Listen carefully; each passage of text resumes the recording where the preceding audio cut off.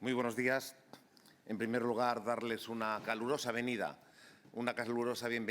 al Senado de España y agradecer de manera muy especial el que mi compañera, la senadora Esther del Brío, haya tenido el acierto de desarrollar y de seguir implementando jornadas sobre un asunto que considero que es absolutamente crucial, y es el del papel geopolítico de España a través de su historia.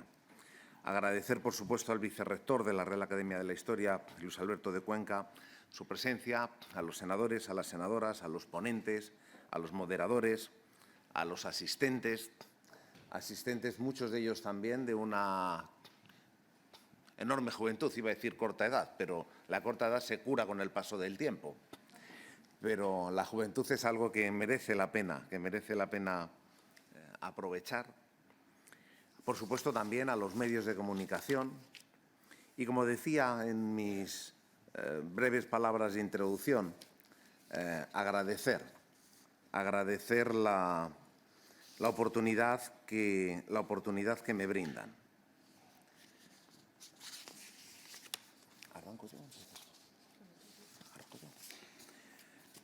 Como decía, agradecerles su presencia.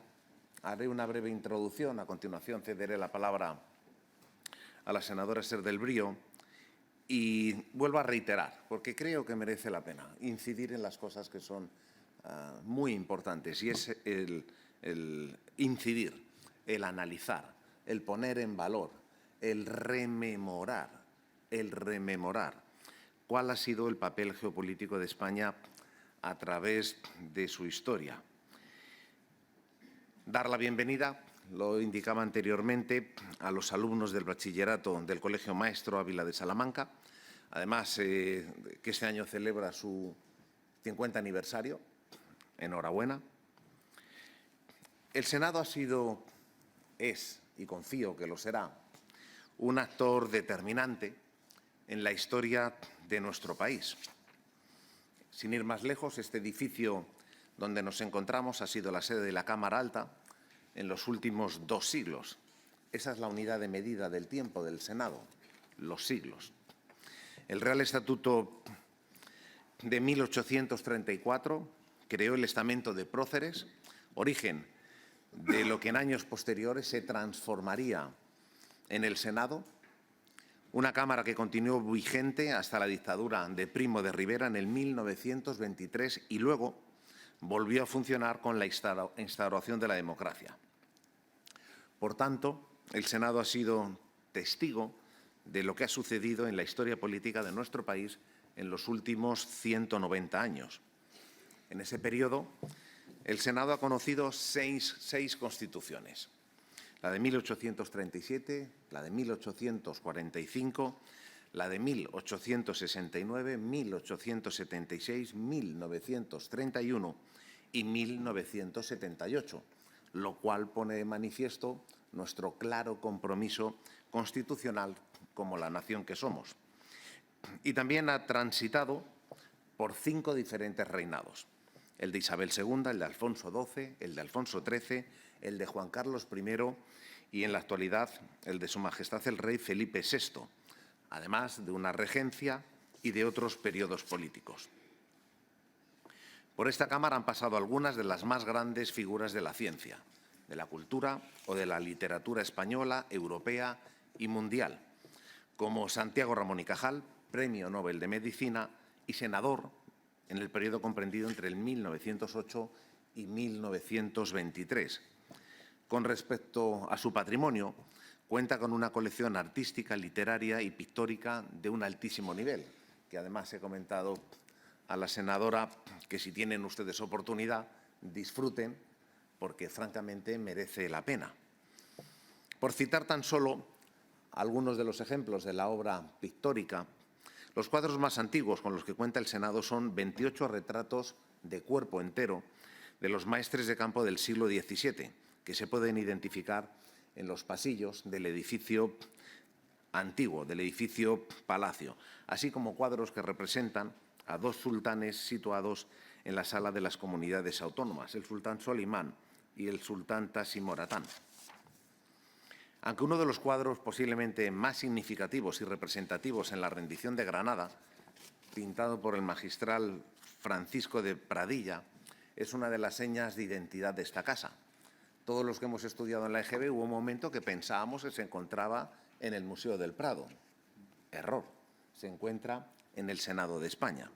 Y recrea el momento en el que el rey Boabdil entrega las llaves de la ciudad nazarí a los reyes católicos, dando lugar al inicio de la nación española tal y como la conocemos hasta nuestros días. Y digo recrea porque, como todos saben, esa escena no sucedió en la realidad y fue una licencia del autor para representar la unión de las coronas de Castilla y de Aragón. A nivel literario, he de referirme a la extraordinaria biblioteca con la que cuenta el Senado. Alberga más de 300.000 ejemplares. El más antiguo data del año 1470, que es la compendiosa historia hispánica de Rodrigo Sánchez de Arévalo, obispo de Zamora. Además, cuenta con 10 incunables y algunos ejemplares únicos, también de valor incalculable, como la columna de Trajano. Y también es depositaria de una de las bibliotecas más importantes de la historia, la del infante Carlos María Isidro. Tenemos la suerte de vivir en un gran país. Pueden ustedes estar seguros. Un gran país que ha aportado mucho y mucho bien a la historia de Europa y también a la historia del mundo. Y, consiguientemente, por todo ello podemos sentirnos muy orgullosos de España. El mundo no se entendería sin la participación y sin el aporte de nuestra nación. Consiguientemente, nuestra historia ha contribuido al desarrollo del mundo. Puede parecer muy grandilocuente, pero es que España es una gran nación y su participación a lo largo de la historia ha sido absolutamente determinante. Descubrimos el continente americano en el 1492, que fue el origen de un imperio donde nunca se ponía el sol, frase que se hizo muy popular durante el reinado de Felipe II. Hablamos una lengua, el castellano, que es común a los habitantes de Iberoamérica y de otros países del mundo. El castellano es uno de los 5 idiomas más hablados en el planeta. También hemos contribuido de manera decisiva a la literatura universal, con grandes escritores y con el denominado siglo de oro. En la pintura, igualmente con grandes artistas que han generado escuela. En política, la ciudad de León está considerada la cuna del parlamentarismo europeo, ya que en el año 1188 se celebraron las primeras Cortes conocidas de la historia. La Constitución del año 1978 es un ejemplo a seguir por las nuevas democracias que se crean por los valores que contiene de igualdad, justicia y seguridad jurídica. Una Constitución de la que nos podemos sentir muy orgullosos y que ha contribuido a alcanzar las mayores cuotas de prosperidad de la historia de nuestro país. Cuando un país quiere desarrollar una transición ejemplar de regímenes autoritarios a una democracia, tengan por seguro que se estudie y que se sigue con detalle el ejemplo de lo que conseguimos en España a finales de la década de los años 70. Los procedentes del instituto no estabais allí, evidentemente, pero yo sí, y muchos otros también. Y os puedo asegurar que es muy difícil transmitir lo que se vivió en aquellas décadas en la que nuestros padres, nuestros abuelos, dejaron atrás sentimientos encontrados y se fundieron en un abrazo, permitiendo que estos últimos 45 años hayan sido los años de mayor prosperidad, de mayor respeto y de mayor generación de derechos y de oportunidades. La España que vivimos hoy, la España que disfrutamos hoy, es muy distinta de la década de los años 50, de los años 60, y, como digo, fue en los años 70 donde se produjo una transformación absolutamente exponencial. Y todo ello, todo lo que he indicado, contribuye a transmitir la marca España y una imagen muy positiva y muy merecida de nuestro país. Quienes nos visitan lo saben y hace que seamos uno de los países que recibe un mayor número de visitantes y de turistas, y evidentemente eso es fruto de una serie de razones que acabo de esgrimir. Este hecho redunda en múltiples beneficios y en los principales sectores económicos. Genera actividad económica, puestos de trabajo, oportunidades para seguir avanzando y para seguir desarrollando nuestro país. Y estas raíces históricas nos deben servir para seguir creciendo en el futuro. No podemos perderlas. Al contrario, debemos fomentarlas para que España siga siendo el gran país que hoy conocemos. Somos un referente y un ejemplo a seguir en el mundo, y lo somos en numerosos ámbitos. A ello se suma el capital humano, es decir, todos y cada uno de los aquí presentes, que conformamos una nación de 47 millones de españoles. Les puedo asegurar que muchos países querrían ser la nación que nosotros somos.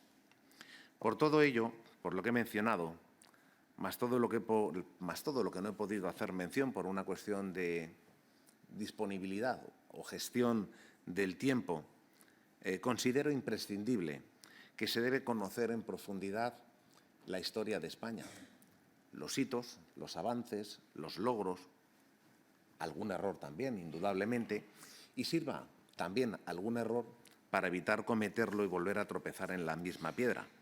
Y, consiguientemente, y con esto ya termino, jornadas como la que hoy se celebra en el Senado contribuyen justamente a ello, a buscar ese objetivo y a alcanzar ese resultado. Y, consiguientemente, animo a mi compañera y senadora Esther del Brío que siga organizándolo en los próximos años, que lo siga haciendo con la misma importancia, con el mismo interés, con la misma participación, y que tengamos, consiguientemente, la oportunidad de seguir poniendo en valor las cosas verdaderamente importantes que hemos contribuido y que hemos compartido como nación dentro de nuestras fronteras y más allá de nuestros límites. Por lo tanto, Esther, muchísimas gracias. Te cedo la palabra. He hecho yo parte de la introducción, pero ahora sigues tú desarrollando la jornada.